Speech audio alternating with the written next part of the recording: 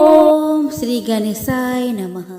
राधे राधे दोस्तों आप सभी को करवा चौथ व्रत की हार्दिक शुभकामनाएं।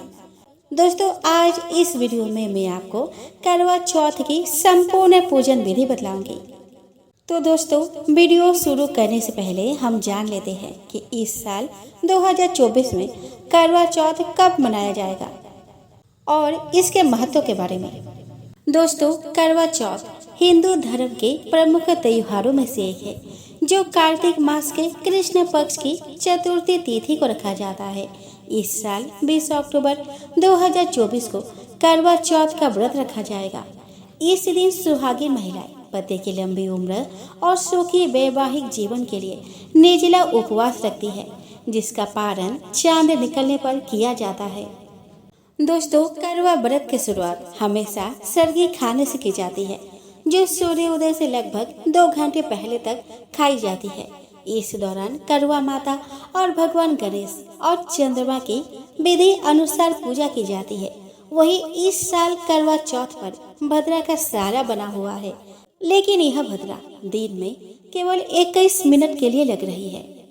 पंचांग के अनुसार कार्तिक माह के कृष्ण पक्ष की चतुर्थी तिथि का आरंभ 20 अक्टूबर 2024 को सुबह 6:46 पर होगा और इसका समापन 21 अक्टूबर 2024 को सुबह 4:16 पर होगा। करवा चौथ के दिन पूजा के लिए शुभ मुहूर्त 20 अक्टूबर 2024 के शाम 5:46 से शुरू होगा। ये मुहूर्त शाम 7:02 तक रहने वाला है। इस दौरान आप विधि विधान से करवा माता की आराधना कर सकते हैं। करवा चौथ के उपवास में चांद की अहम भूमिका होती है, क्योंकि बिना इसके उपवास अधूरा होता है। पंचांग के अनुसार इस वर्ष करवा चौथ पर चांद निकलने का समय शाम 7:44 का है। ऐसे में आप 7:53 के बाद से व्रत का पारण और चंद्रमा की पूजा कर सकते हैं। साल 2024 में करवा चौथ के दिन भद्रा का सारा है। यह भद्रा दिन में केवल 21 मिनट के लिए रहेगी, जिसका वास स्थान स्वर्ग है। ज्योतिष गणना के अनुसार करवा चौथ पर भद्रा का सारा सुबह 6:25 से लेकर सुबह 6:46 तक रहेगा। करवा चौथ के दिन कृतिका नक्षत्र और व्यतिपात योग का निर्माण हो रहा है। साथ ही विष्ट भव और बालक करण बन रहे हैं। इस दिन चंद्रमा वृषभ राशि में रहेगा। इस दिन राहु काल का समय शाम 4:20 से 5:45 तक रहेगा और अभिजीत मुहूर्त सुबह 11:43 AM से 12:28 PM तक रहेगा। चलिए दोस्तों अब जान लेते हैं करवा चौथ के पूजन विधि के बारे में। तो दोस्तों करवा चौथ के दिन पहले नहा धोकर 16 श्रृंगार कर लेंगे। हाथों में मेहंदी, नई चूड़ियाँ, आप चाहे तो शादी का जोड़ा पहन सकती है। शादी की चुनरी हम ओढ़ लेंगे। उसके बाद हमें चौकी लगा लेनी है। चौकी पर लाल रंग का वस्त्र बिछा देना है। चौकी पर करवा चौथ माता को विराजमान कर लेंगे। करवा चौथ माता का फोटो या कैलेंडर जो भी हो, उन्हें चौकी पर विराजमान करेंगे। उसके बाद हम करवा चौथ माता को लाल चुनरी ओढ़ा देंगे। दोस्तों आप चाहे तो नवरात्रि वाला चुनरी भी ओढ़ा सकती है। अब आप गणेश जी को बैठाएंगे। उसके बाद हम कलश की स्थापना करेंगे। दोस्तों इस व्रत में कुछ लोग कलश की स्थापना करते हैं, पर कुछ लोग कलश की स्थापना नहीं करते। आपके वहाँ जैसा भी चलता हो आप वैसा ही करिएगा। कलश की स्थापना करने से पहले चावल से अष्टदल कमल बना लेना है। इसके बाद हम तांबे या पीतल का कलश लेंगे। स्वस्तिक बनाना है। कलश के कंठ पर मौली बांधना है। कलश के अंदर हम फूल, सिक्का, सुपारी, हल्दी, चावल डालेंगे। हम इस पर आम के पत्ते सजा लेंगे। अगर आम के पत्ते नहीं है तो आप अशोका के पत्ते सजा सकते हैं। कलश के ऊपर चावल से भरे एक प्लेट रखेंगे। अब हमारा कलश तैयार हो गया है। उसे हम अष्टदल कमल के ऊपर रख देंगे।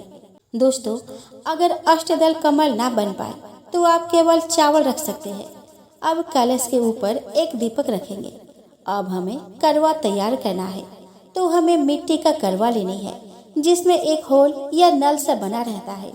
दोस्तों, हमारे यहाँ तूला से इसे बंद किया जाता है, पर कोई कोई तो इसे सीक यानी कि कुसा से बंद करते हैं या लंबे वाला कुसा लगाते हैं। इसके बाद करवे को हम जल से भर लेंगे, ढक्कन लगा देंगे एवं ढक्कन के ऊपर हम मीठा रख देंगे।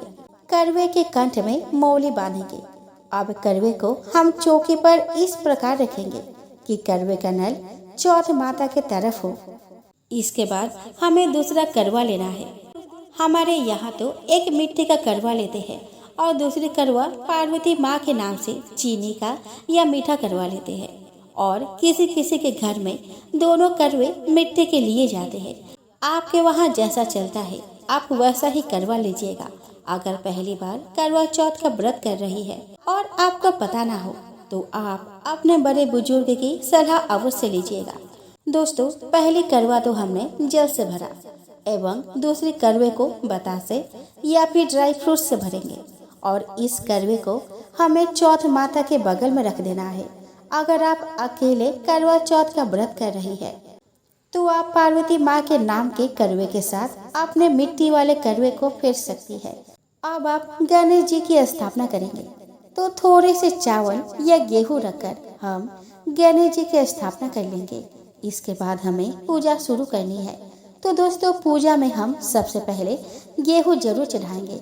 आप चाहे तो चौकी पर गेहूं रख सकती है या फिर आप किसी प्लेट में भी रख सकती है। फिर हम सभी पर गंगा जल छिड़ककर शुद्धिकरण कर लेंगे। हम अपने ऊपर भी गंगा जल छिड़केंगे। हम दीपक जलाएंगे। कलश के ऊपर जो हमने दीपक रखा था उसको जलाएंगे। गणेश जी को वस्त्र स्वरूप कलावा चढ़ाएंगे। अगर आपके पास जनेऊ है तो उसको भी आप समर्पित कर देंगे। उसके बाद हम सभी को रोली से तिलक करेंगे, फिर अक्षत समर्पित करेंगे। आप अपने आप को भी तिलक जरूर कर लीजिएगा। आप उन्हें फूल समर्पित करें। उसके बाद करवा चौथ माता को 16 श्रृंगार अर्पित करेंगे। माता को स्पर्श कराकर इसे चौकी पर ही रख देंगे। अब हम भोग समर्पित करेंगे। तो दोस्तों, भोग में आपने जो भी बनाए हैं उसे आप समर्पित कर सकते हैं, या फिर बाजार से जो मिठाई मंगवाए है उसे आप भोग के तौर पर अर्पित कर सकते हैं। जो भी मिठाई का हम भोग लगाएंगे हम उसे करवे पर भी रखेंगे, क्योंकि चंद्रमा को हम इसी से ही भोग लगाएंगे। हम फल अर्पित करेंगे। सिंघारा अगर हो तो बहुत अच्छा है। और फिर हम एक लोटा जल समर्पित करेंगे। इसी जल से हमें कथा सुननी है। यथासंभव हम दक्षिणा समर्पित करेंगे। बायने के लिए हमें एक साड़ी अर्पित करनी है। साड़ी या फिर सूट कुछ भी ले सकते हैं। इसके ऊपर हमें श्रृंगार का सामान रखना है। दोस्तों, आप चाहे तो चौथ माता के चढ़ावे गए श्रृंगार में से भी आप ले सकती है, या फिर आप अलग से भी रख सकती है। यानी कि आप कुछ श्रृंगार का सामान दान कर सकती है एवं कुछ को चौथ माता के आशीर्वाद के रूप में अपने पास रख सकती है। इसके बाद जो हमने जल से भरा हुआ लोटा रखा था उसको रख के हमें कथा सुननी है। करवा चौथ के व्रत में हमें कथा सुनना अनिवार्य होता है। आप चाहे तो चौकी के पास बैठकर कथा सुन सकती है, या फिर अपने सखी सहेलियों के साथ मिलकर कथा सुन सकती है। कथा सुनने के लिए हाथ में कुछ गेहूं के दाने लेने हैं। अब हम कथा का श्रवण करेंगे। दोस्तों, हमारे चैनल पर करवा चौथ की व्रत कथा भी सुनाई जाएगी। आप अपने समय अनुसार उन कथाओं को जरूर सुन लीजिएगा। अब कथा सुनने के बाद हमने हाथ में जो गेहूं के दाने लिए थे इसमें से कुछ दाने हम जल के लोटे में समर्पित करेंगे और बाकी को हम अपने पल्लू में बांध लेंगे, क्योंकि चंद्रमा को जब हम रात को अर्घ्य देंगे तो इसी दाने से हम उन्हें अर्घ्य देंगे। आप गेहूं के जगह पर बाजरा, चावल कुछ भी ले सकती है। साथ में जिस छलनी से आप चंद्रमा को देखेंगे उसे यहीं पर रख लीजिएगा। इसके बाद हमें आरती करनी है। आप अलग से दीपक जलाकर या फिर कपूर से आरती कर सकते हैं। कलश वाला दीपक हमें नहीं उठानी है। आप यहाँ पर करवा चौथ माता की या फिर पार्वती माता की आरती कर सकती है, या फिर आप दीपक या कपूर को 5 बार घुमा सकती है, क्योंकि यह भी आरती का ही स्वरूप माना जाता है। उसके बाद हम अपने पति की लंबी उम्र की कामना करेंगे। अब हमें करवा फेरनी है। अगर आप अकेले हैं तो पार्वती माता के साथ करवा फेर सकती है। इसमें मिट्टी वाला करवा आपका एवं चीनी वाला पार्वती माता का है। करवा हमें 7 बार फेरना है। हाथों को क्रॉस जैसा बना लेंगे एवं करवा फेरेंगे। जब हमें करवा फेरनी है तो हमें ध्यान रखना है कि दोनों करवे आपस में ना टकराए। करवा फेरने के समय हमें बोलना है कि हे पार्वती माता सुहाग दे, हे पार्वती माता सुहाग दे। इस प्रकार हम 7 बार करवा फेरेंगे। 7 बार करवा फेरने के बाद आप देखेंगे कि जहाँ पार्वती माता का करवा था वहाँ आपका करवा आ जाएगा और जहाँ आपका था वहाँ पार्वती माँ का करवा आ जाएगा। दोस्तों, किसी किसी के वहाँ करवा फेरा नहीं जाता है। किसी के यहाँ फेरते हैं तो किसी के यहाँ नहीं फेरते हैं। अगर आपके वहाँ ऐसा नहीं होता तो आपको करवा फेरने की कोई जरूरत नहीं है। इसके बाद जो जल का लोटा है उसे हम सूर्य देव को अर्घ्य दे देंगे। देखिए दोस्तों, अगर आप सुबह के समय पूजा कर रहे हैं तो सूर्य देव को अर्घ्य देंगे और अगर आप रात को पूजा करती हैं तो चंद्र देव को अर्घ्य देंगे। अब देखिए दोस्तों, हम जो करवे के जल भरे थे उससे हम चंद्रमा को अर्घ्य देंगे एवं उसके ऊपर जो हमने मिठाई रखे थे उसे चंद्रमा को चढ़ाएंगे। इसे हमें यहीं पर रखना है, इसे बिल्कुल नहीं हिलाना है। साथ में जो हमने साड़ी रखे हैं, श्रृंगार का सामान रखे हैं, भोग का सामान रखे थे उसे हम बायने के तौर पर सासू माँ को दे देंगे। जल हाथ में लेकर 2 बार वार कर सासू माँ को दे देंगे। अगर आपने एक ही जगह श्रृंगार का सामान रखा है तो आप कुछ अपने लिए रख दीजिए एवं कुछ बायने के रूप में दे दीजिए। बायना आप अपने सासू माँ को दे सकती है। अगर सासू माँ नहीं है तो अपनी ननद या फिर जेठानी को दे सकती है या मंदिर में पंडिताइन को आप दे सकती है। इसके बाद हम बड़ों का चरण स्पर्श करेंगे।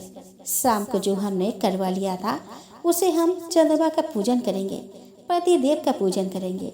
उसके बाद हम व्रत का पारण करेंगे। तो दोस्तों, आशा करती हूँ कि आज की जानकारी आपको अच्छी लगी हो। अगले वीडियो में हम फिर मिलते हैं, तब तक के लिए राधे कृष्णा।